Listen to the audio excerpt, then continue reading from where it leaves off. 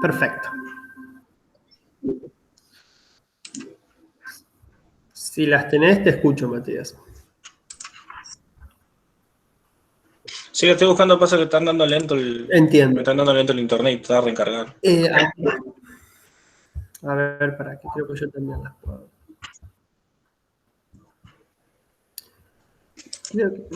Me acuerdo de haber leído algo sobre, puede ser, inversión, sobre inversión, me parece que había algunas dudas sobre previsibilidad e incertidumbre, ¿no? De la consigna de la unidad 5, yo había preguntado si la proporción, lo que le escribí, si la proporción marginal a consumir, o sea, el valor puede ser menor que la proporción promedio. O sea, vio A que ver. siempre está el consumo autónomo.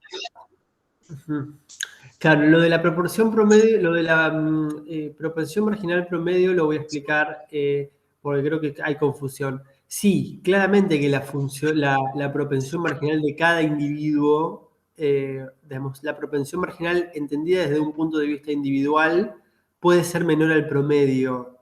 Nosotros, al promedio, digamos, de la economía, nosotros nos estamos enfocando en la macroeconomía, que la macroeconomía, como ya dije, estudia variables agregadas, con lo cual la verdad es que poco importa desde el punto de vista macroeconómico si un individuo particular tiene una propensión marginal a consumir menor al promedio, porque también hay otro individuo, digamos, que tiene una propensión marginal a consumir mayor al promedio. Y en términos agregados, eso se netea, digamos, se compensa, ¿se entiende? Con lo cual, lo que nosotros nos estamos enfocando es en una propensión marginal a consumir y es la, digamos, la agregada, digamos, es la que resulta del comportamiento económico agregado y es un número en general entre 0 y 1, porque por cada peso adicional que aumenta el ingreso de los individuos de una economía, ese peso en un porcentaje va al ahorro y en otro porcentaje va al consumo. Es decir, yo como máximo, si quiero consumir, digamos, con ese peso adicional, lo que voy a poder consumir es un peso adicional y en ese caso no ahorro nada y sería un individuo que tiene una propensión marginal a consumir igual a 1. Si decidiese ese peso adicional guardarlo en mi bolsillo, guardarlo debajo del colchón o depositarlo o comprar activos financieros, digamos, o comprar activos financieros o hacer, digamos, una inversión financiera para atesorar y para incluso, si se quiere, aumentar mi acervo monetario a futuro. Bueno, en ese caso no lo estoy consumiendo, en ese caso lo estoy dirigiendo directamente a lo que, a lo que sería el ahorro, y eso es una propensión marginal a consumir igual a 0 desde un punto de vista individual. Ahora, en el agregado, así como hay individuos que gastan mucho por cada peso adicional que tienen, hay individuos que ahorran mucho, y en el agregado lo que se tiene es que hay una propensión entre 0 y 1.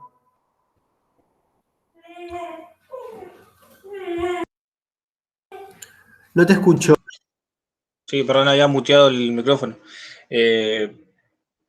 Entonces sería lo que se hace que la macroeconomía es un promedio general de la población, depende del consumo y el ahorro que tengan, depende de las inversiones, al Estado y a todo eso. Pero es mucho es en conjunto, no es individualmente. Sí, o sea, a ver, de vuelta, la macroeconomía estudia en términos agregados, estudia el comportamiento económico agregado, digamos, de todos los individuos en la sociedad, no se preocupa por el comportamiento económico individual, con lo cual, sí, la respuesta es, estudiamos el comportamiento agregado de la sociedad, y en el caso de la variable eh, propensión marginal a consumir, lo que hacemos es estudiar un aproximado, que es, digamos, el promedio de las propensiones marginales a consumir individuales, ¿no es cierto?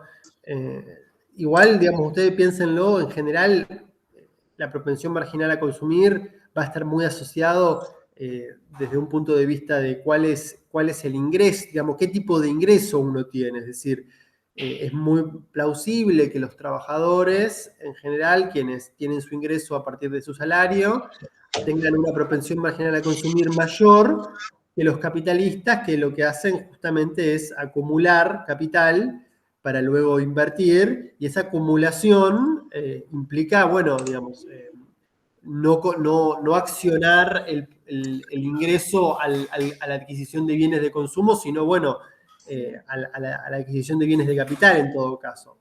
Pero en el agregado, así como hay capitalistas y trabajadores, el agregado hace que esto, la propensión marginal agregada sea un promedio de ese conjunto de individuos. Creo que también, déjame ver si, porque creo que Camila preguntó algo, y la propensión marginal es importante porque es una parte del consumo agregado, ¿no? A ver, la propensión marginal es importante en la medida, o sea, es importante en el sentido que afecta una parte del consumo agregado, que es lo que se conoce como consumo inducido. El consumo inducido es la parte del consumo que está explicado por el ingreso, que está afectado por el ingreso. La otra parte del consumo es la parte autónomo, que es la parte autónoma que no depende del ingreso, sino que depende de, bueno, quizás algún subsidio por parte del Estado, de la percepción de este subsidio por parte del Estado y con eso se consume, o de riqueza, digamos, que uno tiene, es decir, activos que uno tiene y que uno vende y que para poder consumir, independientemente de su ingreso, y eso puede llevar a explicar también cómo los individuos financian ese consumo, y por otro lado también el crédito al consumo, el crédito bancario es otra forma de financiar el consumo independientemente de la percepción del ingreso presente, digamos, de los individuos. ¿Se entiende? Sí. Después también quería preguntarle el tema yo le digo, no se me fue. ¿Ustedes tienen un grupo de WhatsApp? Sí. ¿Me harían el favor, mientras tanto Matías busca la pregunta, Camila, de avisar por ahí que estamos en la clase? Porque me llama la atención que sean solamente dos. No sé si está todo muy claro o... gracias, Camila, bárbaro.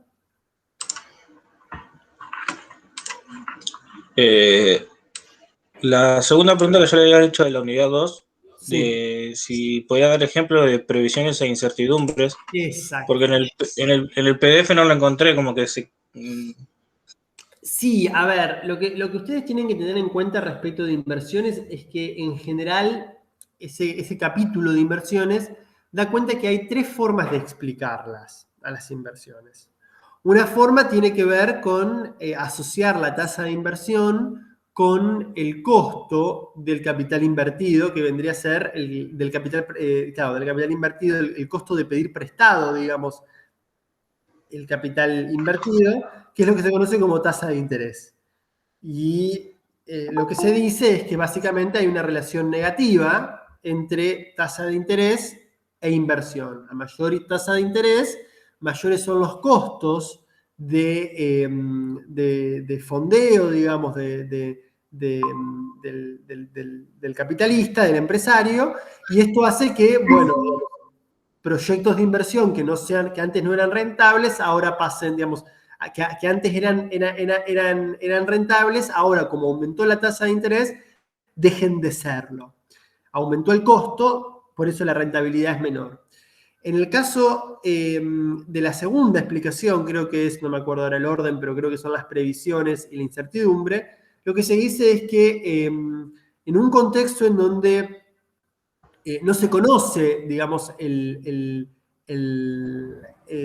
se quiere, el valor futuro de muchas de las variables que entran en la rentabilidad de un proyecto de inversión, la decisión, digamos, de llevar a cabo una ampliación de la capacidad productiva está en gran medida explicada por la capacidad, digamos, que tengan los empresarios de disminuir esa incertidumbre, ¿no?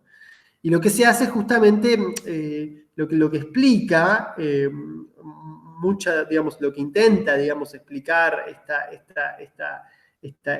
si se quiere, esta teoría de la inversión, es que en realidad cuanto más previsiones haya en el mercado, cuanto más previsiones la economía pueda dar, mayor es la inversión que hay. La idea de este tipo de argumentos tienen que ver, bueno, con quizás subrayar la importancia de la determinada, digamos, de una determinada estabilidad institucional en la economía o una determinada previsibilidad en términos de, también en términos de cuán hay ciertos riesgos que son específicos de cada actividad y que cada actividad económica hace que, bueno, digamos, tengan riesgos que son inherentes a su actividad productiva, es decir, no es lo mismo una inversión financiera que en realidad, si está asociada a un bono del Estado, es bastante poco el riesgo que se tiene, obviamente en moneda nacional, ¿no? Esto ya lo vamos a ver. No es lo mismo ese tipo de inversión a una inversión que implique gran riesgo, que tiene asociado quizás conocimiento científico, digamos, la generación de conocimiento científico, que no se sabe todavía el desarrollo de una vacuna, por ejemplo, que, digamos, nosotros conocemos que hubo varias vacunas, pero también, digamos, no se sabe, pero es, digamos, en alguna medida, digamos, lo podemos prever, que ha habido un montón de proyectos de creación de vacunas que no han sido fructuosas, que no han podido llevarse a cabo. Y bueno, digamos, eso es inversión, porque también hay que contratar técnicos, científicos, hay que adquirir materiales, digamos, material científico, todo eso lleva un costo, y si esa inversión, digamos, no rinde sus frutos, bueno, ese es un costo hundido, digamos, un costo que no se recupera, con lo cual cada tipo de bien, digamos, de mercancía, su proceso productivo tiene inherentemente riesgos, incertidumbres, que, bueno, la idea es que cuanto mayor es el riesgo, más reacio en realidad serían los capitalistas a invertir. Esta no es una explicación que me parezca, en términos personales lo digo, no es una explicación que me parezca potente o que sea efectiva para sí, Camila, creo que ayer te respondí algunas de estas preguntas, creo que las de inversión quedaron por responder, pero lo digo porque ahí me escribió en el chat. Y en realidad uno puede prever que aquellas inversiones que tienen un riesgo inherentemente mayor que otras, en realidad lo que va a esperar el capitalista es que haya un mayor retorno por este tipo de inversiones, ¿no? Entonces, en general, lo que puede llegar a ver es que quizás como el costo, digamos, en términos de los costos, en términos de oportunidad, en términos de llevar a cabo estos proyectos de inversión son mayores, es probable que también esto tenga un reflejo en el precio de ese bien, ¿no es cierto? Con lo cual, en realidad, a mí me parece que si hay altos riesgos, es muy probable que los costos de ese proceso productivo reflejen esos riesgos y los precios de esas mercancías también, con lo cual cuesta pensar que el capitalista, digamos, no va a trasladar esos riesgos a los precios para si se quiere hacerse, digamos, un resguardo, digamos, de lo que puede llegar a pasar frente a esa incertidumbre que genera una situación económica puntual. Ahora bien, me parece más potente la tercera explicación, que es la del acelerador, el principio del acelerador. Creo que una de las incertidumbres, y en todo caso si vamos a hablar de incertidumbres, una de las incertidumbres fundamentales tiene que ver con si voy a llevar una inversión a cabo, un proyecto de inversión a cabo, bueno, si voy a ampliar la capacidad productiva, esa nueva capacidad productiva va a encontrar una demanda, es decir, yo voy a invertir, voy a poner en funcionamiento una heladería, por ejemplo, y esa heladería va a poder vender a futuro, es decir, va a encontrar una demanda que la justifique. Bueno, y eso es un poco el principio del acelerador. El principio del acelerador dice que, en general, a grosso modo, a mí la verdad que no me interesan mucho las expresiones analíticas del acelerador, me interesa que entiendan la idea del acelerador, es que un empresario va a invertir si espera que la demanda sea estable y se corresponda y crezca de manera estable frente a este proceso de inversión, ¿no es cierto? Esta inversión. Entonces, un poco el principio del acelerador lo que dice es, bueno, digamos que la inversión va a estar en gran medida explicada por la demanda futura. A mayor demanda futura, a mayor expectativa de demanda futura, los empresarios, en términos agregados, van a tender a invertir de manera, digamos, constante o de manera, digamos, van a tener un comportamiento hacia la inversión de forma importante. Justamente también esto está muy asociado a lo que habíamos hablado en la unidad 3, acerca de, ¿se acuerdan cuando hablábamos de la utilización de las capacidades productivas y decíamos que llegaba un punto en donde había una utilización que en general rondaba el 70%, que nunca era el 100% de la capacidad productiva? Y bueno, esto tenía que ver con que muchas veces el empresario quería hacerse de una capacidad productiva que responda frente a demanda imprevista y justamente para poder mantenerse en ese 70%, o en ese porcentaje de utilización de la capacidad, lo que sucede es que cuando se ve o se espera que la demanda crezca, y bueno, ampliamos la capacidad para, de esa forma, digamos, ante una demanda mayor, tener una capacidad productiva que la responda y así mantener ese grado de utilización constante o estable. Así que, sí, estas son las tres formas, digamos, de explicar la inversión. Y respecto de las previsiones e incertidumbres, me parece que hay varios ejemplos. Uno, digamos, creo que se escucha bastante en términos, digamos, del sentido común, se escucha mucho el hecho de reglas claras de juego para garantizar la inversión, digamos. Que haya cierto esquema institucional, legal, estable a la hora de invertir. Bueno, en general ese tipo de argumentos están asociados a este tipo de explicación.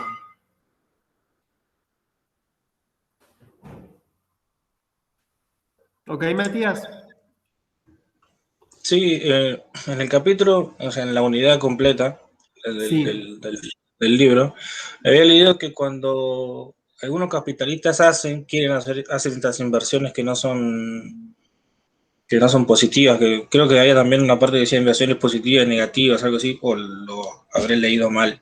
Sí, en cuanto a la rentabilidad, La rentabilidad, claro, que cuando lo hacen, o sea, invertir en zonas que son negativas, lo hacen para ganar, para desplazar la competencia y formar oligopolios o tratar de formar un monopolio para ellos. Sí. Algo así había leído. Sí, anoche le respondí a Camila esa pregunta. Camila había hecho exactamente la misma pregunta, había preguntado acerca de digamos, aquellas explicaciones de la inversión que, digamos, que hacen hincapié en la importancia de la rentabilidad de los proyectos de inversión. También reconocen que hay tres razones por las cuales los capitalistas invierten, aun cuando ese proyecto de inversión no tenga en sí, digamos, una rentabilidad positiva garantizada. Y una de esas es la que mencionás, está asociado a la posibilidad de desplazar, digamos, de la competencia a competidores, digamos, desplazar del mercado a competidores. Imagínate, por ejemplo, si Coca-Cola, por ejemplo, le había puesto a Camila este ejemplo, Coca-Cola digamos, decide llevar a cabo un proyecto de inversión que reduce sensiblemente los costos de producción. Es muy probable que al reducir los costos de producción también se reduzcan en alguna medida en los ingresos, es decir, que eso impacte en los precios, en el sentido de que al haber menos costos, bueno, los precios que recuperen esos costos tengan que ser menores, es decir, sean menores, porque los costos ahora son menores de producción, y Coca-Cola decida disminuir sus costos de producción y por tanto disminuir los ingresos de esas nuevas, de las nuevas ventas que tiene. El tema está en que es muy probable que esa inversión no sea, digamos, del todo rentable, porque justamente está disminuyendo sus ingresos, porque disminuyen los precios, pero aún así la lleva a cabo porque sabe que si disminuyen los precios es muy probable que desplace a Pepsi de la competencia y se quede con todo el mercado y pase a ser una estructura, digamos, más monopólica, una estructura de mercado más monopólica. Y en ese sentido está haciendo una inversión estratégica, digamos, no es una inversión asociada estrictamente a la rentabilidad del proyecto, sino una inversión mirada en términos de la estructura del mercado y más del comportamiento estratégico de la empresa. Entonces, ese podría llegar a ser un caso de inversión, digamos, asociada, bueno, a comportamientos dentro de una determinada estructura de mercado. Igual, reitero, la macroeconomía estudia en términos agregados, es decir, la inversión agregada, y no la inversión, digamos, según las especificidades de cada mercado, que de vuelta, esto está más bien asociado está más bien asociado a un comportamiento que estudia la microeconomía. Entonces, reitero, en ese sentido, creo que este tipo de explicaciones, como el de la previsión, no son del todo, digamos, eficaces para explicar la inversión, digamos, agregada, la inversión global de una economía en un periodo determinado.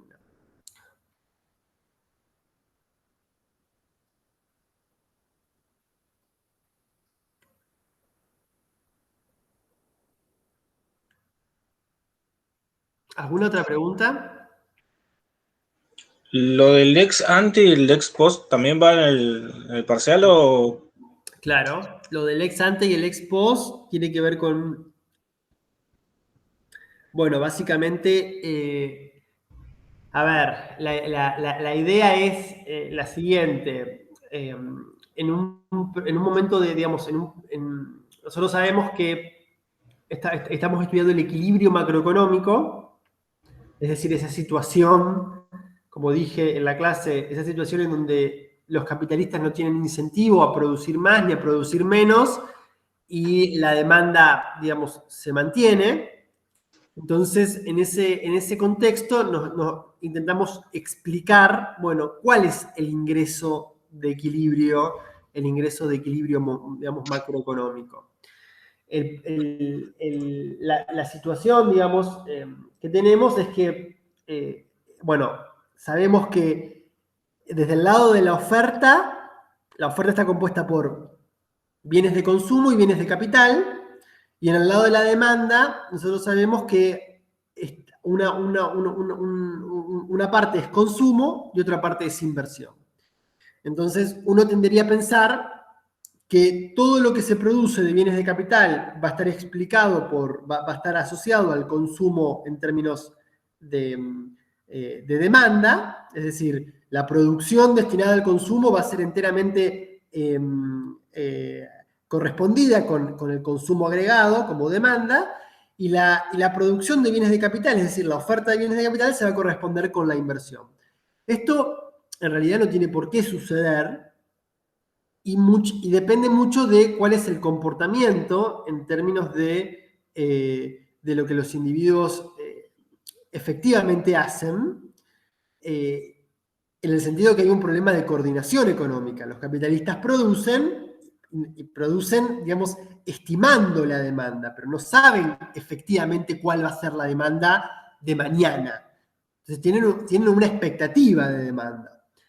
Y en ese sentido importan las variables ex antes y ex post, porque justamente están dando cuenta de cuál es digamos, cuál es la situación, digamos, que ellos esperan y la situación que efectivamente sucede. Digamos, la situación que ellos esperan está reflejada por la variable ex ante, ¿no? Y la situación que ellos efectivamente, con la que efectivamente se enfrentan es la llamada decisión ex post. Lo cierto es que, como ya vimos, bueno, digamos, en el equilibrio, todo lo que se produce de bienes de consumo tiene que ser demandado, como ya dije, como consumo, y lo que no se consume, digamos, de ese ingreso, que es el ahorro, tiene que corresponderse bueno, con la inversión, digamos, en el sentido de que si el ahorro, el ingreso es ahorro más inversión, como demanda, y la oferta es bienes de consumo más bienes de capital, entonces tiene que haber una correspondencia entre el conjunto de bienes de capital y el ahorro, ¿no es cierto? En ese sentido, el ahorro siempre es una variable, digamos, siempre es el ahorro ex ante y el ahorro ex post siempre es igual porque los que deciden ahorrar son los agentes económicos individuales y ellos no tienen una expectativa de ahorro, o digamos, lo que hacen es directamente lo que no se consume, se ahorra. Entonces, los que sí tienen el problema son los empresarios que tienen que decidir, digamos, cuánto invertir y cuánto no, digamos, cuánto de la inversión destina, cuánto de su capital invertir y cuánto no. Entonces, lo que sucede es un problema entre el ahorro, digamos, ex post o ex ante, que es exactamente igual, y la inversión ex ante, si coinciden, ¿no? Lo cierto es que, digamos, cuando no coinciden, si no coincide el ahorro y la inversión ex ante, entonces va a haber desequilibrio macroeconómico y los capitalistas van a ajustar sus decisiones de producción de forma tal de que si el ahorro es muy grande, ¿no?, respecto de la inversión, entonces eso significa que se consumió menos de lo que se esperaba se consuma, y los capitalistas van a producir menos en el siguiente periodo.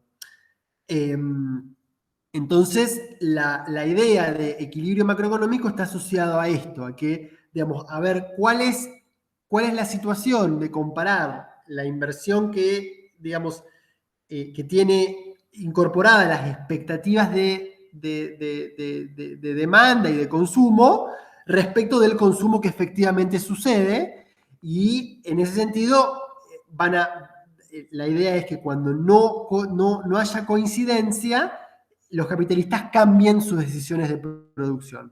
Ahora bien, la inversión ex post existe desde un punto de vista, si se quiere, de las cuentas nacionales, si se quiere, de las instituciones que llevan a cabo un monitoreo de la economía, en el sentido de que ellas consideran que lo que no se consumió, suponete que hay, como dije recién, hay más ahorro que el que los capitalistas preveían, es decir, hay menos consumo que el que los capitalistas preveían. Entonces, lo que sucede es que hay bienes que no se venden en el mercado. Bueno, esos bienes que no se venden en el mercado se conocen como inventarios. Y esos inventarios son los que las cuentas nacionales, lo que son el INDEC, digamos, y los distintos instituciones que monitorean cómo se va llevando a cabo, digamos, el proceso de consumo y de producción, entienden que esos bienes que se produjeron y que no fueron vendidos van a constituir lo que se conocen como parte de la inversión ex post, que es la inversión ex ante, la que efectivamente realizaron los capitalistas con previsiones equivocadas, erróneas acerca de cuál va a ser el consumo de los agentes económicos, y esa parte que no lograron vender y que ellos consideran que son inventarios indeseados. Entonces, la inversión ex post es la que tiene en cuenta la inversión efectiva y la inversión como inventario, como bienes que no se vendieron, que se produjeron, pero que no se vendieron y que se guardan en los galpones de las empresas como inventarios indeseados, digamos, como inventarios que no fueron planeados, es decir, las empresas cuando deciden producir también están mirando el stock de bienes que tienen en sus galpones. Ustedes fíjense, por ejemplo, si no, cuando empezó la cuarentena, fíjense, creo que lo digo en clase, fíjense que había, es decir, que la actividad económica estaba parada, digamos, las empresas estaban apagadas, pero sin embargo, cuando uno iba al supermercado, encontraba bienes, digamos, encontraba galletitas, encontraba dulce de leche, encontraba un montón de cosas, aun cuando las empresas habían parado la producción. ¿Y eso qué era? Bueno, eso era producción que tenían estoqueada, digamos, las empresas en sus inventarios, digamos, en sus galpones, ¿no? Y que justamente las empresas los tienen para prever demanda imprevista, para prever cuestiones, digamos, para responder ante cuestiones imprevistas, que no necesariamente es una pandemia, pero que puede ser una pandemia. Entonces, lo que sucede es que ese stock, esa acumulación de bienes puede crecer o no, independientemente de si las empresas lo buscan o las empresas no lo buscan. Es decir, las empresas pueden aumentar sus stock de bienes con independencia, digamos, de si si buscaron aumentar esos bienes estoqueados, o si solamente los guardaron porque no los pudieron vender. Entonces, la inversión ex post es esa inversión que efectivamente se realizó, más estos bienes que por no ser vendidos pasan a formar parte de los inventarios de las empresas. Y lo cierto es que como esos bienes no fueron vendidos y están asociados a que hubo un ahorro mayor al previsto, bueno, el ahorro ex post siempre va a ser igual a la inversión ex post, porque si hay un ahorro muy grande, entonces eso implica que va a haber bienes que no se van a vender, que no se van a consumir, que no van a ser consumidos y que automáticamente van a formar parte de los inventarios de las compañías, y eso hace que ahorro ex post siempre sea igual a inversión ex post. Pero de vuelta, no necesariamente inversión ex ante, que es la que tiene que ver con las expectativas de las empresas, con las ideas que tienen las empresas acerca de cómo se van a comportar los individuos en términos de su demanda, se corresponda con la inversión, con el ahorro, digamos,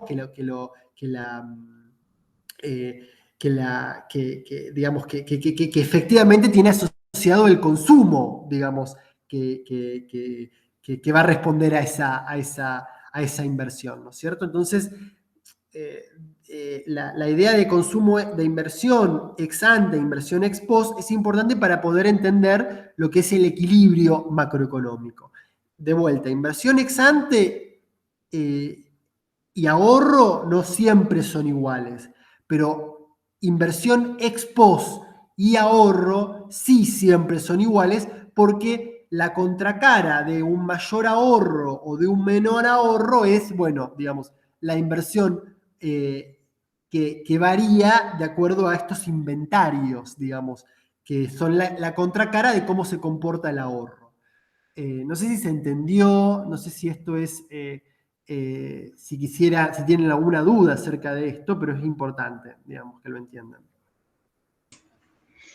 Sí, lo entendí porque al hablar del ahorro también termina de explicar, porque en los videos te decía que el ahorro es como un residuo o algo así de la inversión, claro. Y después explicaba también que en los países más desarrollados, muy industrializados, el ahorro es mínimo, o sea, es entre cero, está entre 0 y 1. Mm. Y en los países subdesarrollados, como el tema de Argentina, los ahorros tienden a ser mayor a 1, algo así, ¿no era? No, eso en realidad tiene que ver con la propensión marginal a consumir, ¿no es cierto? Ah, sí. Eso en realidad tiene que ver con la propensión, perdón, con la propensión a importar. Lo habíamos visto. Con la propensión a importar habíamos visto que, digamos, en los países industrializados, la propensión a importar es muy baja, mientras que en los países subdesarrollados, la propensión a importar es muy alta. Déjame, Camila, que le conteste, digamos, porque veo que Matías ahí confundió esta situación. No, el ahorro sí es un residuo. El ahorro es la parte del ingreso que tienen los individuos que no se consume. Entonces es la variable, digamos, que nos refleja cuánto, digamos, efectivamente, digamos, es la variable que nos permite reflejar cuánto efectivamente los capitalistas y los empresarios llevaron digamos, produjeron de más o menos, digamos, porque si el ahorro es lo que es el ingreso que los consumidores no consumen, entonces es la variable que nos permite entender, digamos, si el ahorro fue mayor al previsto por los empresarios a la hora de llevar a cabo su proceso productivo. Entonces, lo que estamos viendo es que, bueno, el ahorro va a ser mayor al previsto por los capitalistas, y en ese sentido va a haber parte de su producción que no lo van a poder colocar en el mercado, que no lo van a poder vender. Entonces, eso forma parte para las cuentas nacionales de lo que se conoce como la inversión ex post, porque a la inversión efectivamente realizada se le adicionan estos bienes que no fueron vendidos y que los capitalistas efectivamente produjeron, ¿no? Produjeron y no vendieron. Entonces, el ahorro ex post es una variable, perdón, la inversión ex post es una variable, a diferencia de la inversión ex ante, que es una inversión que los capitalistas llevan a cabo con una idea, con una expectativa acerca de cuál va a ser, digamos, el comportamiento de la economía. La inversión ex post es esa inversión que se le agrega lo no vendido. ¿Por qué? Porque efectivamente esto implica que en el futuro, por ejemplo, ellos van a tener un mayor acervo de bienes, de stock de bienes, que efectivamente si en el próximo periodo los consumidores consumen más, bueno, ellos van a tener más bienes para responder a esa demanda, porque van a tener los bienes que no vendieron en el periodo anterior, ¿no es cierto? Entonces, esto hace que sus capacidades de responder a la demanda futura ahora sea mayor, porque tienen una mayor cantidad de bienes que produjeron y no vendieron. Entonces, en el futuro, bueno, digamos, van a poder vender más incluso de lo que producen, porque tienen este stock de bienes que es indeseado hoy por hoy, porque no ellos previeron que los capitalistas, que los consumidores iban a consumir y consumieron menos de lo que consumieron, que lo que ellos preveían. Entonces, estos bienes que no vendieron, en alguna medida van a formar parte de la oferta futura, ¿no es cierto?, de la economía. Y recuerden que esto está muy asociado a el concepto de inversión. ¿Qué es la inversión? Bueno, la inversión es demanda hoy para hacer, digamos, oferta mañana, ¿no es cierto? Entonces, estos bienes que hoy se produjeron y que no fueron consumidos, pueden ser oferta mañana. Es decir, puede que los capitalistas mañana lo vuelvan a poner en el mercado y encuentren un consumo que los demande, digamos, un consumidor que los demande. Entonces, por eso las cuentas nacionales los colocan como inversión, entendida como ex post, digamos, como una inversión que tiene ajustada esos bienes que los empresarios no vendieron, pero que efectivamente produjeron y que pueden vender mañana. Entonces, espero, digamos, puedo seguir explicando esta cuestión si sigue habiendo dudas, pero es importante que lean cuidadosamente esa parte de la unidad 4, que es equilibrio macroeconómico, porque, bueno, digamos, es un poco digamos, el análisis más importante en términos macroeconómicos que nosotros estamos haciendo, ¿no? Que es justamente, digamos, la que nos dice, bueno, digamos, cuál va a ser la situación, digamos, hacia donde la economía tiende y en donde no hay incentivos a cambiar, digamos, el ingreso, porque justamente la oferta global se corresponde con la demanda global. Así que, si no les quedó claro esto de equilibrio macroeconómico, intenten releerlo, intenten de vuelta ver la clase y en todo caso me hacen preguntas de acá el viernes, pero es importante esto que se entienda. Muchas gracias, profe. Camila, me habías levantado la mano. Hola, profe, sí. Yo, bueno, le consulté también en el foro, le dejé todas las consultas en Sí, yo te respondí anoche. Sí, estaba leyendo eso justo. En una me puso que si le decía la expresión de lo que estaba hablando.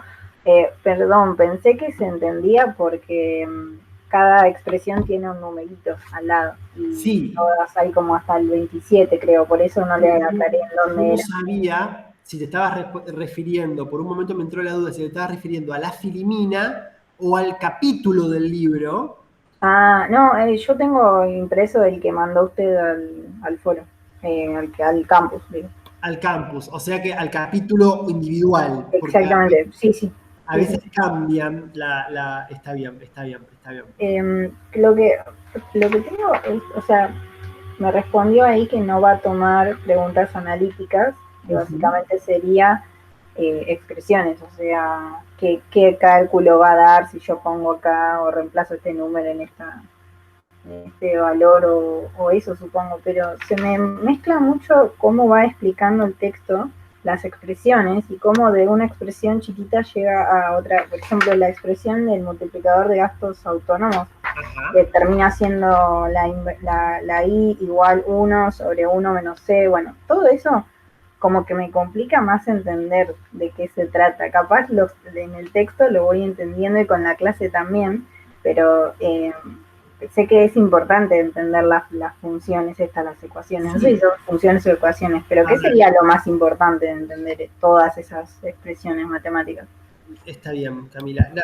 No, mira, lo importante de las cuestiones matemáticas o de las expresiones analíticas tienen que ver con que nos permiten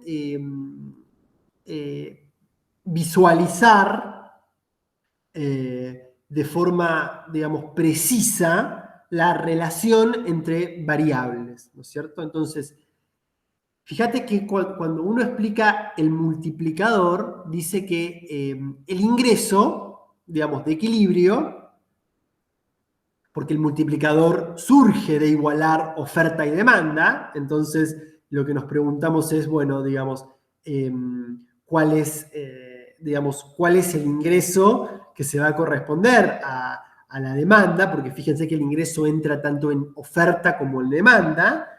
Entonces, cuando uno dice, digamos, que el ingreso de equilibrio va a estar explicado por los componentes de demanda afectados por los componentes de demanda autónoma afectados por un multiplicador, está diciendo que cada vez que aumenta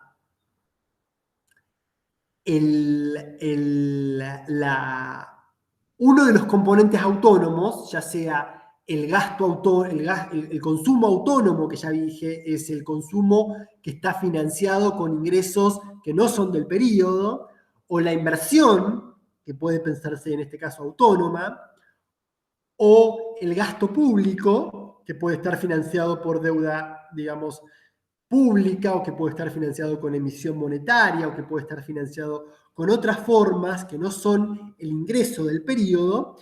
Entonces, la oferta, que es siempre igual al ingreso, porque ya vimos que producto siempre es igual a ingreso, la oferta va a crecer más que proporcionalmente de lo que aumentó estas variables individuales. Y lo va a hacer por el multiplicador, es decir, por ese multiplicador, por ese número que afecta a estas variables autónomas, ¿no? La idea, ¿cuál es? La idea es que estas variables autónomas, el gasto público, la inversión autónoma, el consumo autónomo, cuando aumentan la demanda, y los empresarios, para responder a esa demanda, aumentan la producción, es decir, contratan más trabajadores, contratan más bienes de capital, adquieren más insumos para producir, y todo eso, bueno, Matías, no hay ningún problema, todo eso aumenta, digamos, el ingreso, porque de vuelta, producción es igual a ingreso en el sentido de que cada vez que yo decido producir, tengo que contratar factores de la producción, y a esos factores de la producción les tengo que pagar para que produzcan, ¿no es cierto? Entonces, y eso va a ser recibido como ingreso de las personas que contrato. Ahora bien, esas personas que contratan van a consumir, ¿no es cierto? Porque hay una parte del consumo que depende del ingreso. Entonces, acá está el kit de la cuestión, digamos, que el ingreso, que el consumo, como hay una parte que es inducido por el ingreso, cada vez que uno de los componentes de la demanda aumenta, la producción aumenta, ergo aumenta el ingreso, ergo aumenta el consumo, que es el consumo inducido, que es otro componente de la demanda. Entonces, fíjate, profe, perdón, ahí lo que está queriendo decir es que si aumenta la producción, porque aumenta la demanda, yo necesito contratar más gente o necesito darle más horas a los trabajadores, entonces eso va a hacer que aumente el ingreso de los trabajadores. Exacto. Ahí va. Perdón, porque para seguirlo en lo que está explicando, pues no me quiero perder. Exacto. Y como aumenta el ingreso de los trabajadores, esos trabajadores, pensá, digamos, los trabajadores que no estaban contratados, que estaban desempleados, van a consumir, digamos, van a aplicar ese ingreso, ese salario que ahora se les paga, que antes no lo percibían, y van a consumir. Entonces, fíjate que yo comencé diciendo, aumenta la demanda porque aumenta el gasto público, o aumenta la inversión autónoma, o aumenta el consumo autónomo, ergo aumenta la producción, ergo aumenta el ingreso, ergo aumenta el consumo, que es un componente de la demanda. Entonces la demanda también aumenta de vuelta. ¿Se entiende? Y el hecho de que aumente de vuelta te está diciendo que, fíjate, que la demanda va a aumentar más de lo que aumentó inicialmente. Y fíjate que va a aumentar, y eso va a hacer que de vuelta los empresarios como ahora hay trabajadores que consumen más, bueno, van a tener que aumentar la producción de vuelta. Y de vuelta van a tener que contratar más trabajadores. Y de vuelta, al contratar más trabajadores, es muy probable que esos trabajadores de vuelta consuman más. Entonces uno dice, pero ¿cómo? ¿No habría una situación de desequilibrio? Cada vez que aumenta la demanda, aumenta la oferta, y de vuelta aumenta la demanda, de vuelta la oferta, y así. Bueno, la situación es no. La situación es, va a haber una situación de equilibrio. ¿Por qué? Porque cada vez que aumenta la demanda por el consumo de los trabajadores, ese aumento es cada vez menor. ¿Por qué es cada vez menor? Bueno, por la propensión marginal a consumir. La propensión marginal a consumir, al decir que cada vez que el ingreso aumenta en 1 peso, el consumo aumenta también, pero aumenta en menos de 1 peso, aumenta en un número entre 0 y 1, porque dijimos que la propensión marginal a consumir agregada de la economía es entre 0 y 1, así como hay un trabajador que consume, digamos, enteramente el ingreso que ahora tiene de más, también hay un trabajador que decide también guardar parte de ese ingreso que ahora tiene y ahorrarlo, ¿no? Entonces, esto hace que el consumo inducido responda, pero cada vez menos, digamos, que proporcionalmente. Y esto es lo que explica que ese aumento iterado o ese aumento reiterado de la demanda y por tanto la producción, que siempre va atrás de la demanda, sea cada vez menor, y que cuando uno vea la foto en el conjunto, la demanda aumenta, o en una parte por lo que aumentó el consumo autónomo, que es o el gasto público, o la inversión, digamos, autónoma, que fue lo que gatilló todo este cambio, y todo ese consumo inducido que vino después digamos, por los incrementos en el ingreso, ¿no? Ese efecto se condensa en el multiplicador, que es, digamos, lo que multiplica, lo que amplifica el aumento en la demanda autónoma, ya sea en el gasto público, en la inversión. Por eso se habla de, digamos, el multiplicador del gasto público, el multiplicador de la inversión, el multiplicador del consumo autónomo, porque todos estos son componentes que aumentan independientemente del ingreso. Aumentan porque, bueno, los capitalistas quizás, Keynes decía, se despertaron positivos, optimistas, y dijeron vamos a invertir mucho, o puede suceder lo contrario, que los capitalistas se despertaron negativos y dijeron vamos a invertir poco, y en ese caso cae el consumo autónomo, perdón, la inversión, y en este caso sucede todo lo contrario de lo que dije recién, digamos. Cada vez que los capitalistas deciden disminuir la inversión, bueno, también contratan menos trabajadores, y esos trabajadores cada vez consumen menos, digamos, y se generan todos estos efectos multiplicadores, pero ahora en sentido inverso, es decir, en sentido de una depresión. Por eso el gasto público, digamos, que es un componente más político, más que no tiene que ver tanto con expectativas, sino con, digamos, con decisiones del Estado, lo que hace es salir a, si se quiere, hablar mal y pronto, bancar la parada, en términos de, frente a una recesión, sale el gasto público a aumentar la demanda, y fíjate que esto es independiente del ingreso que tenga el Estado. Sale a gastar, y esto genera efectos multiplicadores que en todo caso evitan que haya una recesión o que haya una situación contratando más trabajadores, y esos trabajadores a su vez consumen, y todo esto genera un efecto multiplicador del gasto en general.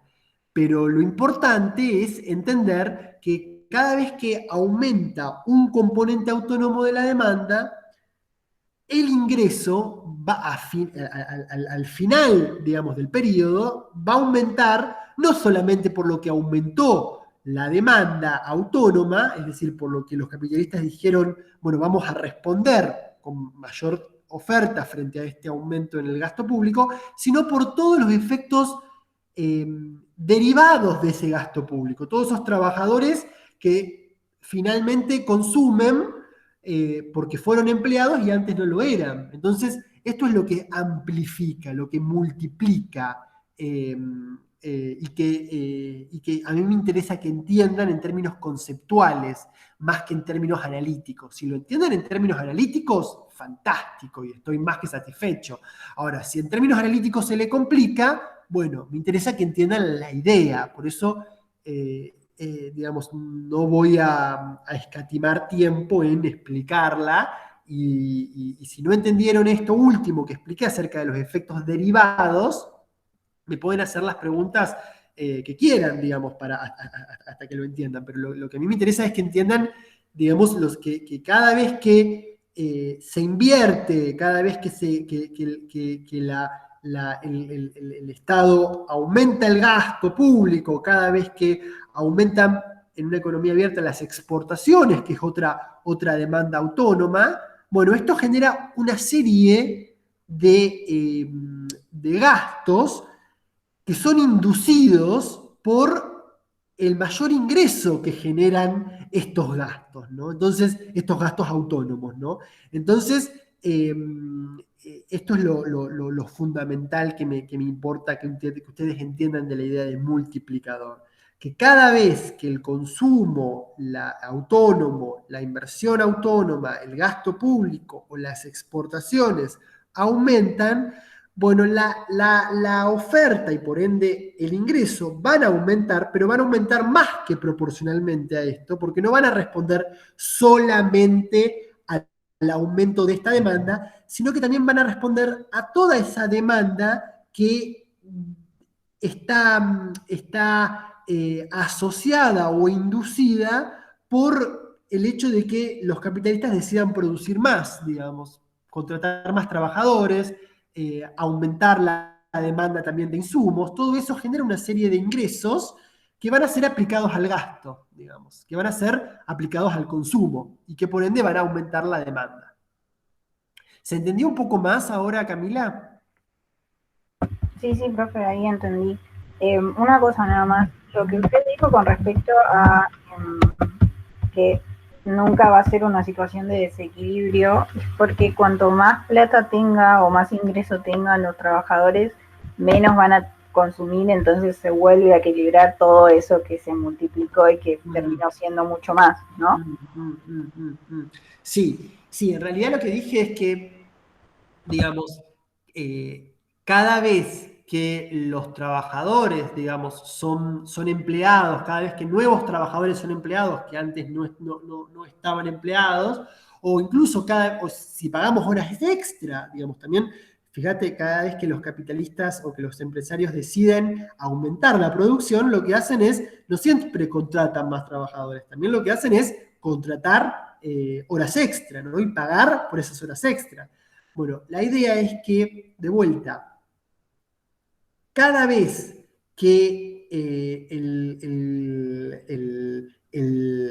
estos ingresos, digamos, vienen a los bolsillos de los trabajadores, no es cierto que todo ese ingreso va a ir al consumo, digamos. Si todo ese ingreso fuese al consumo, ahí estaríamos en una situación, digamos, digamos, en donde, digamos, la economía, digamos, nunca tendría problemas de demanda porque estaría todo el tiempo, la demanda generaría más demanda, entonces habría una situación de demanda casi, digamos, no quiero decir infinita, pero sí, digamos, de una situación de demanda en donde no habría, digamos, no habría límites.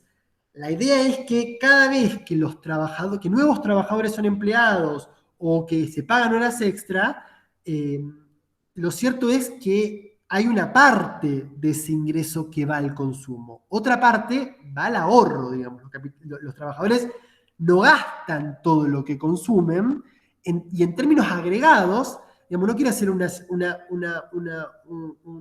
quiero decir, digamos, que los trabajadores como clase, digamos, no gastan todo, sino que en el conjunto, es decir, en el conjunto de todos los individuos que ahora tienen un mayor ingreso, ese ingreso que se vuelca al consumo no es todo el ingreso, sino que parte de ese ingreso se vuelca al consumo. Hay otra parte que es el ahorro, que no va destinado al consumo, y que aumenta con el ingreso, y que los trabajadores deciden, digamos, los trabajadores, los capitalistas, aquellos que vendieron más que antes, deciden no consumir porque lo atesoran para, digamos, pensando en, bueno, en el futuro, digamos, en incrementar su acervo de ingreso futuro. Y en ese sentido, eso pone un límite, digamos, a la expansión que genera cada vez que aumenta el ingreso y aumenta el consumo, digamos. El consumo va a aumentar menos que proporcionalmente al ingreso, ¿no? Y esto es lo que hace que haya un límite, digamos, a ese efecto multiplicador, ¿no? Y que no sea un número, digamos, que tienda, digamos, a infinito, digamos. Yo cuando hice la explicación en clase, hacía la explicación de que todas esas sumas del efecto multiplicador tiende a un valor, digamos, concreto y específico, porque justamente cada vez que aumenta el nuevo ingreso, el consumo que va a generar ese ingreso va a ser menor al ingreso, porque hay una parte de ese ingreso que se va al consumo y otra parte que se va al ahorro, ¿no es cierto?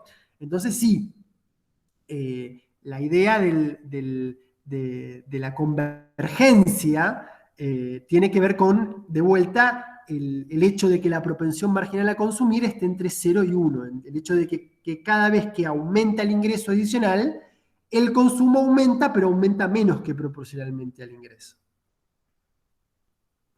O sea que el consumo, como estaba ahí en el texto, es una parte de lo que consumen sí o sí, que viene de ahorros, de préstamos o de otras cosas, y lo que tienden a consumir dependiendo del ingreso, y que es una parte del consumo y otra parte al ahorro. Que es una parte del ingreso, sí, que una parte de vuelta. Hablo del consumo en general, el consumo sería la suma de esas dos cosas. Exacto, el consumo es la suma del consumo autónomo, del consumo que no está explicado por el ingreso, y de otro consumo que está solamente explicado por el ingreso. Ese consumo que está solamente explicado por el ingreso, fíjate que está afectado por la propensión marginal a consumir, digamos. Y esa propensión marginal a consumir es un número en términos agregados de la economía entre 0 y 1, porque así como hay trabajadores que gastan más, hay trabajadores que gastan menos en consumir. Entonces, esto hace que esa propensión, digamos, sea un número que cada vez que el ingreso aumenta, el consumo aumenta, pero menos que proporcionalmente. ¿Se entiende? Sí, se entiende. Perfecto. Esto me hace acordar a lo que vimos en la unidad pasada cuando, por ejemplo, la función de demanda tenía dos componentes y analizábamos qué pasaba cuando cambiaba uno de esos componentes. O sea, exacto. Es parecido a eso, ¿no? A los, por ejemplo, efectos en el ingreso de los consumidores, efectos en los precios y todas esas cosas eran, hablando de lo del multiplicador, ¿no? Que es analizar qué pasa si cambia una de las variables de la demanda, sería en este caso. Exacto. La demanda agregada. La demanda agregada, exactamente. Ok, ahí lo entendí mejor, gracias. Antonella, Karen, no sé si ustedes tienen dudas.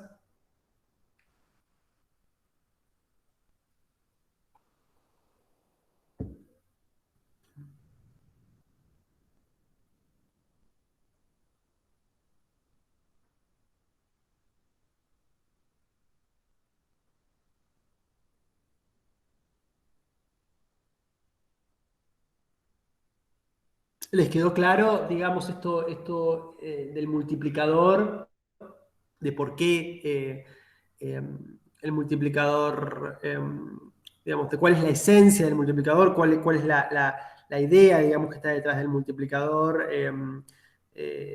También les quedó claro el tema de la parte de consumo, la parte de inversión. ¿Esto estuvo claro?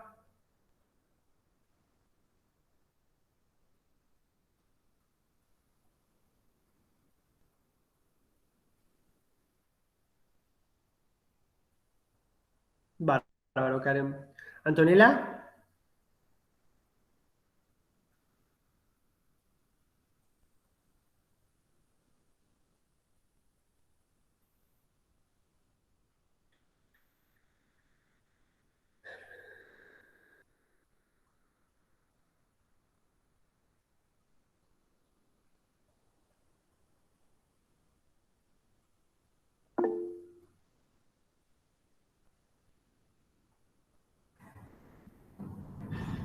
Bárbaro.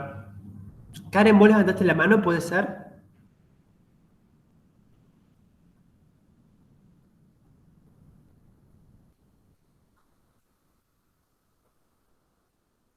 Ah, bárbaro, bárbaro. Bueno, en ese caso, si no hay dudas, me pueden... eh, yo, a Camila les debo un par de consultas, perdón, de preguntas que me había hecho. Entonces me decís que la expresión a la que te referís es del capítulo, ¿no es cierto? Es del capítulo del texto, del libro. Sí, sí. En el capítulo, en la unidad 5 está el Bárbaro. PDF que Te pasó, pido, que tiene todos bárbaro, los numeritos. bárbaro. Te pido que también me pongas el número de la página de donde vos ves las expresiones, porque también me hablaste de un cuadro, Sí, creo. sí. Entonces te pido que me pongas el número de las páginas, así yo los veo, digamos.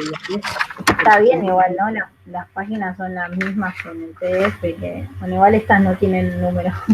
La del PDF no tiene número, pero de última le subo una captura del cuadro. Ahí, Sí, sí, foro. o fíjate que yo había, en el entorno está el libro, digamos. Cada capítulo que ustedes tienen ahí, cada material que yo subo, es un capítulo de ese libro, digamos. Sí, sí, sí.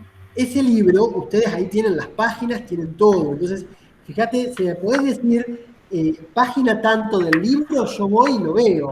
Ok, Se me confunde a veces cuando vos me decís, digamos, la expresión, claro.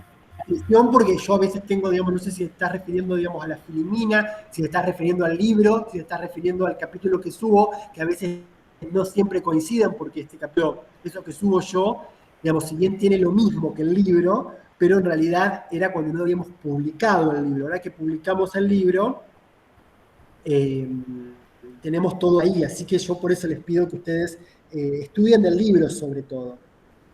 Ok, sí, sí, bueno, entonces le paso eso y también Perfecto. le dejé sobre más consultas sobre la unidad 4 cuando pueda y tenga tiempo, no, no hay problema. Bueno, bárbaro. Ok, gracias, profe. No, por favor.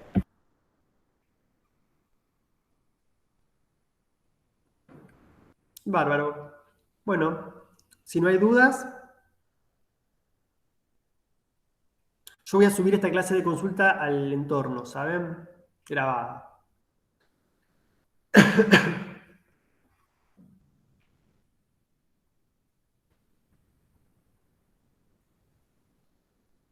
Saludos.